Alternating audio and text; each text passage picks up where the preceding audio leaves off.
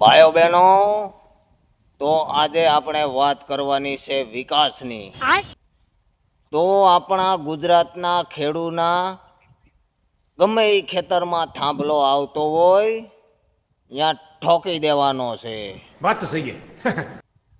અંબાણી અદાણીનો વિકાસ થતો હોય તો એ મારા માસિયાર છે. જો એને કમાવાનું થતું હોય તો હું ગમે એ ખેડૂના ખેતરમાં થાંભલો ઠોકવા તૈયાર છું. અને આજ મારો ધ્યેય મને જીતાડે છે અને આપણે અંબાણી અદાણીને આગળ લઈ આવવાના છે. ગુજરાતના ખેડૂનું જોવાનું નથી. એ તો પેટ્રોલ સાઈટા રાખે અને હરગા રાખે, બાકી આપણે વિકાસ ઉપર ફોકસ તો કરવાનું જ છે. અને આ થાંભલો આપણે ગમે ત્યાં ઠોકવામાં આવશે.